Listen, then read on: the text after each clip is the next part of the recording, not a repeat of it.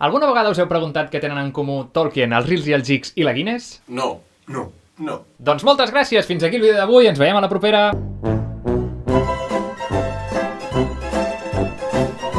Hola, amics i amígdales, soc l'Adrià del Poni Pissador i avui us parlarem sobre la música tradicional irlandesa. La nostra història amb música celta comença amb aquest CD, juntament amb aquesta cançó. És una de les nostres músiques preferides i va ser el catalitzador principal del Poni Pissador. De fet, ens diem així perquè en el nostre imaginari alimentat per la banda sonora del Senyor dels Anells i les cançons del disc Our Best Irish Pub Songs, com per exemple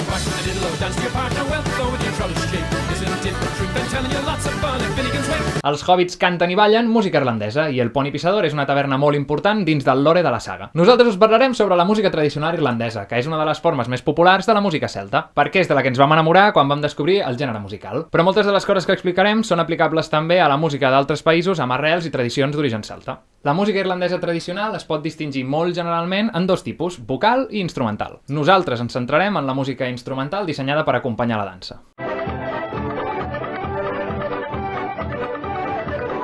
Les danses irlandeses solen constar de dues parts, de vegades 3 i fins a 5, i es van repetint generant una estructura A-A-B-B. Com que no són gaire llargues, és habitual ajuntar diverses tonades en el que es coneix com a set. En general, la música irlandesa tradicional s'interpreta en dos contextos. El ball social o Ceilidh, quan l'activitat principal és ballar, o en les sessions als pubs, on la música pren un paper molt més important.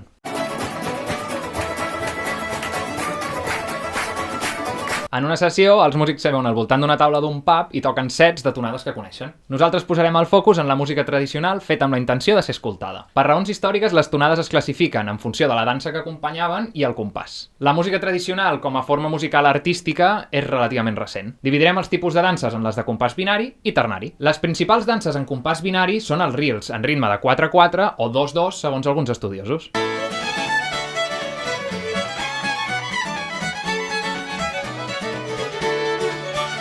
Pel que fa a altres ritmes en 4-4, a part dels reels hi ha les polques, que tenen un ritme particular amb dos copets al final. Xan-xan!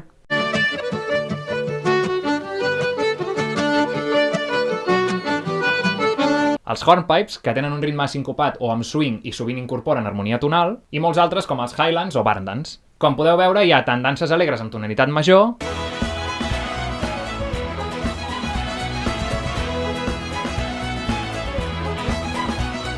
o altres més fosques o tristes amb tonalitat menor.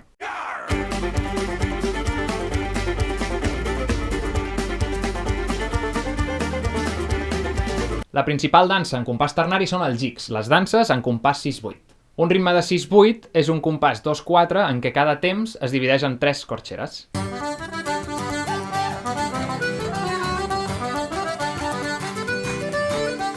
Hi ha 4 tipus de jigs, que es distingeixen entre ells segons la melodia o el tipus de repeticions, que són d'una manera molt simplificada els double jigs amb 3 corxeres per negre, i són les més habituals, els single jigs, on la melodia fa una negra i 3 corxeres per compàs, els slip jigs, amb un ritme de 9-8, on cada temps el dividim en 3 corxeres,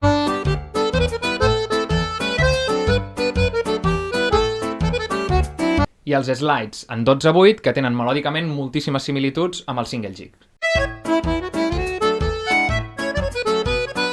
Per últim, hi ha les danses lentes, que també es distingeixen en compàs ternari pels valsos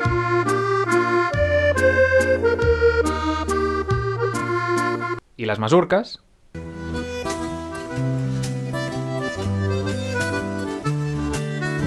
i el binari per les marxes, o els Strathspeys.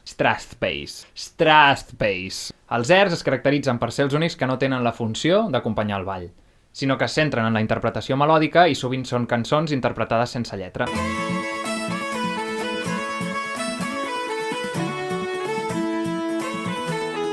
Totes aquestes particularitats tenen un origen històric i cultural, en què melodies amb característiques quasi iguals són classificades de manera diferent en funció del seu origen històric o d'on són interpretades. Aquestes diferències tenen pes a l'hora de ballar-les, i com que nosaltres no en tenim ni idea, no hi podem aprofundir. Per exemple, els barn dances són molt similars als reels, però s'anomenen així per la seva associació a un tipus d'esdeveniment en concret.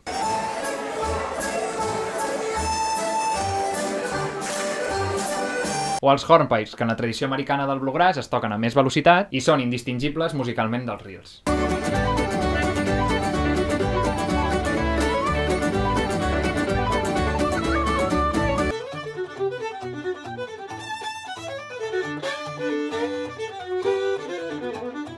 La història de la música tradicional irlandesa és tan llarga com la del poble d'Irlanda. I no entrarem en aquest terreny, ja que no en sabem prou. El que sí que podem explicar és com ha passat que una música tan antiga encara estigui viva en el segle XXI. A finals del segle XIX, els moviments nacionalistes i els mitjans tecnològics van generar un creixement dels folcloristes, que eren persones que recorrien els territoris en busca de melodies tradicionals per tal de preservar-les. El cas de la música irlandesa és especial, ja que com que hi havia un gran gruix de persones de descendència irlandesa als Estats Units, els testimonis de música irlandesa són molt més nombrosos allà que en d'altres països on les tècniques de recopilació no eren tan avançades. Una de les recopilacions més notòries són les Francis O'Neill Cylinders, una de les primeres gravacions de música irlandesa en cilindres de cera.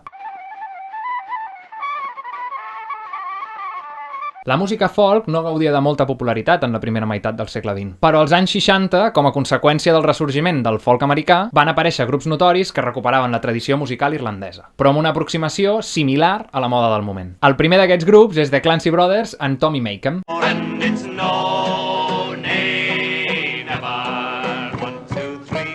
Considerats les primeres estrelles mundials de la música irlandesa. Van seguir la seva estela d'altres grups com The Irish Rovers,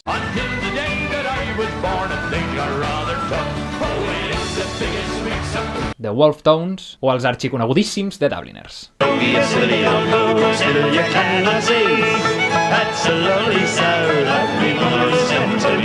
Tot i això, la música dels grups d'aquesta primera onada era principalment vocal, ja que cantaven balades i cançons de pub. Uns anys més tard, a principis de la dècada dels 70, un altre grup va establir els estàndards del que és la música tradicional irlandesa avui en dia, The Chieftains.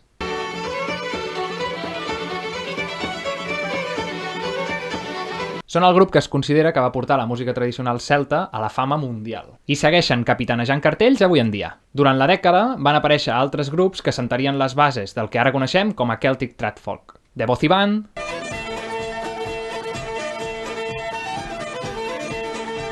Plansky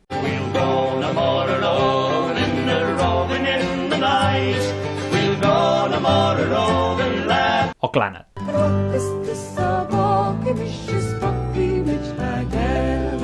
Tot incloure cançons cantades, els seus repertoris destaquen per l'exploració que van fer de les melodies instrumentals i de com van millorar els estàndards de la tècnica, convertint la música tradicional irlandesa en una forma artística consolidada. Actualment, la música celta instrumental gaudeix d'un molt bon moment de salut, en què els grups aposten per la innovació sonora i propostes molt més arriscades. A nosaltres, la majoria de grups que ens agraden són d'aquesta última època. A Dolores, el que van voler fer és un homenatge a totes aquestes bandes que mantenen viva la música celta. L'estil modern inclou, a part de melodies tocades a tota velocitat, molts recursos a nivell sonor i d'arranjament que nosaltres hem volgut introduir en la nostra música. Les bandes que incloem en aquest grup són Beoga,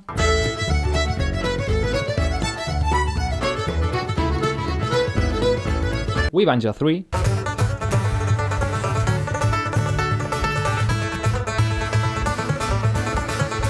Solas,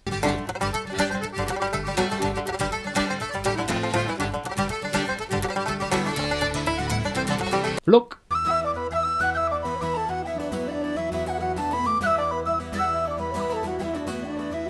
Talisk,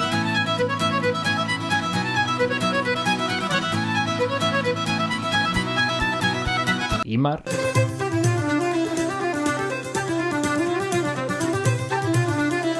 o Joro.